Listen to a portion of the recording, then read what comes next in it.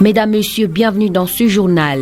Le sommaire. À Kolwezi, plusieurs personnes subissent le mauvais traitement en société, dans les entreprises comme en famille. Pourtant, ces dernières ont droit au respect et à la dignité qui sont les objectifs de la Journée mondiale contre la traite des êtres humains chaque 30 juillet.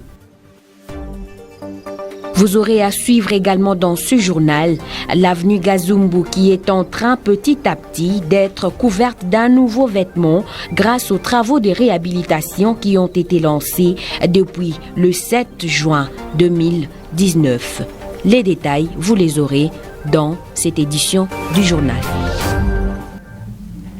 Bienvenue une fois de plus dans ce journal. C'est depuis le 7 juillet que les travaux de réhabilitation ont été lancés sur l'avenue Gazumbu par une entreprise chinoise de la place. À ce jour, l'évolution de ces activités permet à cette artère de prendre une nouvelle image, malgré que la dernière main n'est pas encore mise. Reportage de Kan Pangwe. Cette niveleuse est en plein travail. Des casquettes et des réflectants, tous sur l'avenue Gazumbu. C'est après 2 mois de travail par l'entreprise chinoise que cette avenue est en train de prendre une belle forme et les travaux évoluent normalement, comme nous explique l'ingénieur Armand. Les travaux évoluent normalement. Nous avons commencé, c'était le 17 juin. Aujourd'hui, nous avons à peu près 1 mois et demi. Nous avons déjà réalisé une grande partie des caniveaux, à peu près 1 km de caniveaux. Et l'entreprise aussi a démarré avec les travaux sur la chaussée. Malgré cela, les travailleurs rencontrent des difficultés. Bon, les difficultés, c'est par rapport à la gestion des eaux de ces riverains. Donc le quartier, lorsqu'il pleut, le quartier est souvent inondé dans les parcelles. Alors, chacun maintenant cherche à évacuer les eaux, disons prévoir des sorties pour faire évacuer les eaux vers le caniveau. Nous fermons la chaussée, mais les taxis motos là, ne respectent pas la signalisation que l'on met en place. Ça nous pose des difficultés aussi. Ce sont les caniveaux et la chaussée qui sont en première position. La route paraît petite, mais sa largeur est de 7 mètres comparativement aux autres avenues de la ville. En train de poursuivre avec notre journal. Le 30 juillet de chaque année, le monde célèbre la journée contre la traite des êtres humains. Cette journée qui a pour objectif de promouvoir la dignité des victimes de la traite des hommes est un appel à l'action pour faire cesser le crime et donner de l'espoir aux victimes. À Kolwezi, plusieurs personnes subissent le mauvais traitement dans des entreprises, en société, même dans leur propre famille, comme le précise Maître Aimé Banza, activiste de droits de l'homme. Il parle. Dans notre pays, quand vous regardez par exemple ce qui se passe dans les secteurs de l'exploitation minière artisanale, vous avez une catégorie de personnes que nous appelons les exploitants miniers artisanaux. Et quand vous regardez ce qui se passe dans ces secteurs, vous allez vous rendre compte qu'il s'agit tout simplement d'une nouvelle sorte d'esclavagisme moderne. Et vous avez des personnes qui vous travaillent à la longueur de journée, mais finalement et au finish, c'est un salaire de misère. Et non seulement dans ces secteurs d'exploitation minière artisanale, mais vous avez des citoyens congolais qui travaillent chez les Indo-Pakistanais, et vous avez aussi des femmes de ménage qui travaillent chez les particuliers. Et vous allez vous rendre compte que ces personnes, justement, à la longueur de journée, subissent justement cette sorte d'esclavagisme moderne. Mais la communauté internationale lutte à la longueur de journée pour stopper, n'est-ce pas, cette sorte d'esclavagisme moderne. Et puis le rôle historique joué par les femmes en Afrique témoigne de leur capacité de réaliser et conduire le changement sur le continent. Je vous propose de suivre l'histoire du premier congrès de l'Organisation des femmes pour leur émancipation. C'était le 30 juillet 1974. Cette journée est commémorée chaque année. Suivez.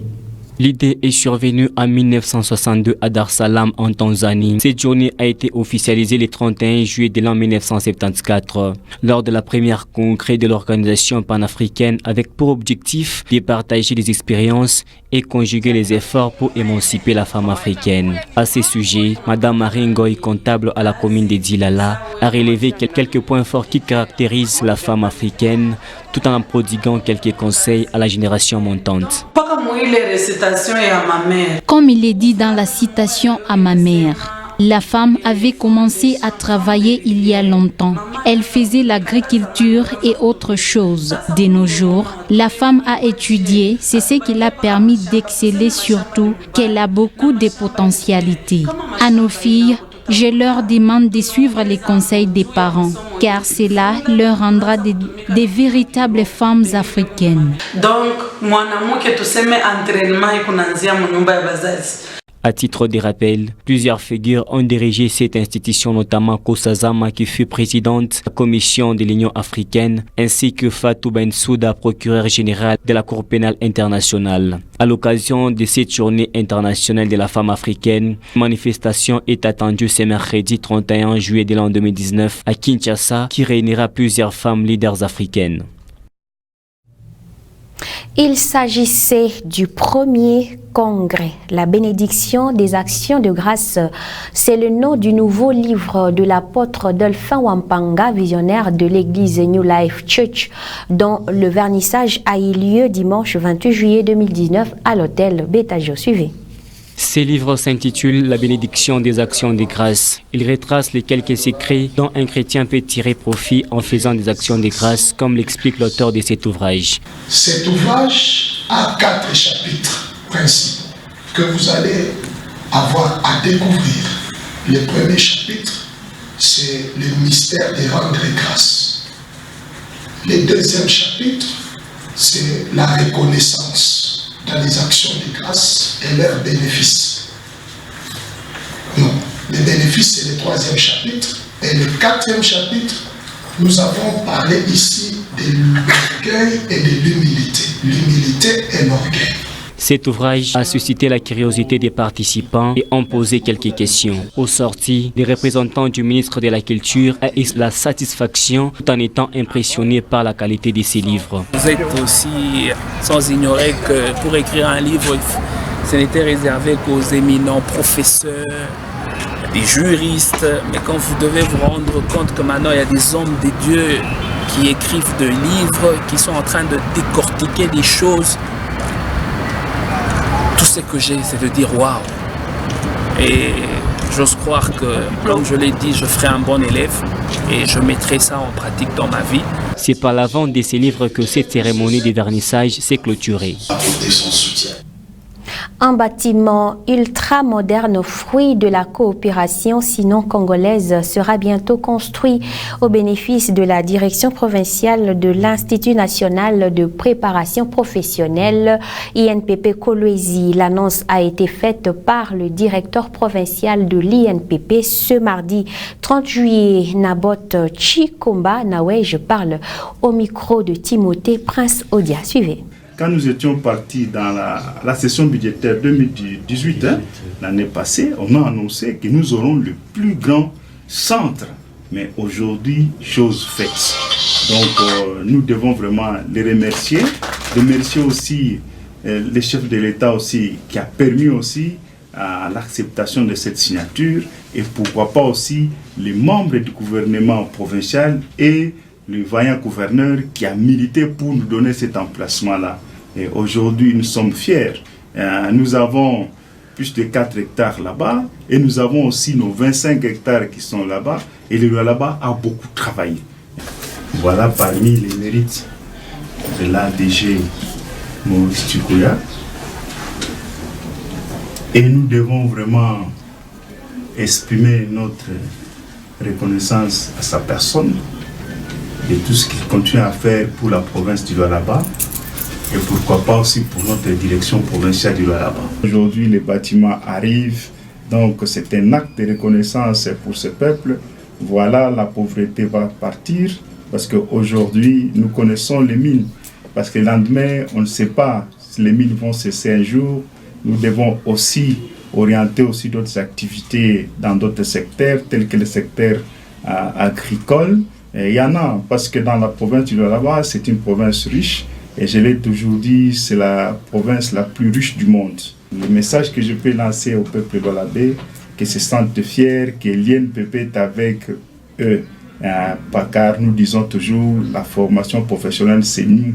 Donc voilà, l'INPP vient en force pour bouter hors la pauvreté et déboulonner le système diabolique qui a essayé un peu de garder le peuple lualabais depuis longtemps.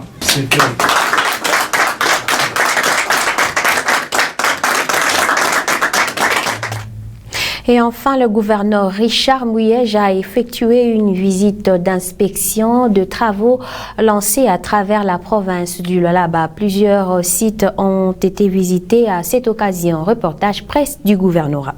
Première étape, Richard Muyej Mwangas a assisté au chargement des matériaux de construction et engins pour les démarrages des travaux sur la rivière Rove, localisée sur la route Sandoa vers Kapanga. Cet endroit qui a toujours été un calvaire pour les usagers de ces tronçons, un ouf de soulagement pour la population du Lualaba.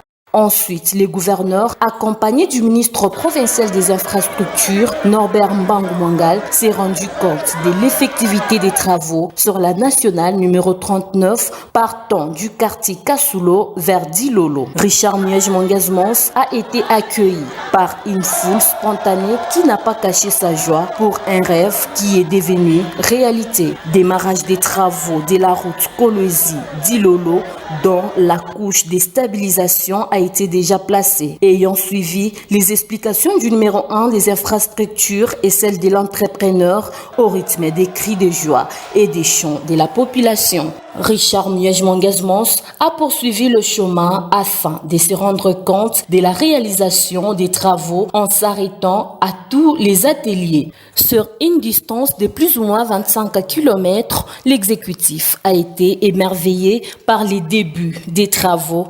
On se concentre sur le travail, on a un retard à rattraper. Après la route Kolwezi-Dilolo, Richard Muyej Mwangas a également inspecté les bypass qui est en chantier pour désengorger les centres-villes et éviter les embouteillages causés par le poids lourd afin de sécuriser la population. Enfin, le numéro 1 provincial a chuté par l'université de Kolwezi pour se rendre compte de l'avancement des travaux de la construction des auditoires modernes.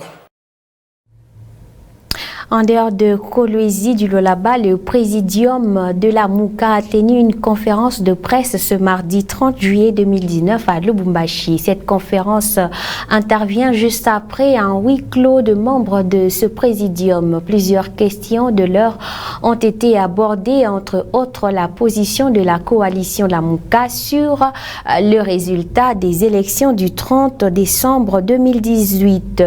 Et puis les départs de Mboussa Nyamwisi et Freddy Matungulu. Suivez l'extrait de ce qui a été fait et dit, choisi par Raffaello Blondi.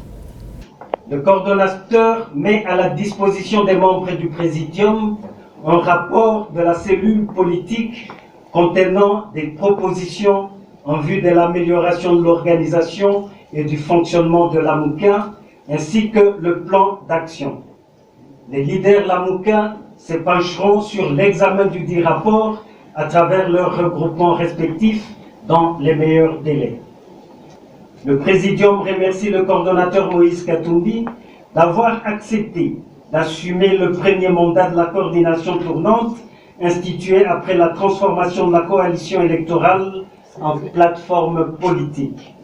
À juste titre, le Présidium avait placé ce mandat de la coordination sous le signe de jalonnement et de l'unité de la nouvelle plateforme. Le Présidium prend acte du départ de messieurs Antipas Moussa Nyamwisi et Freddy Matungulu.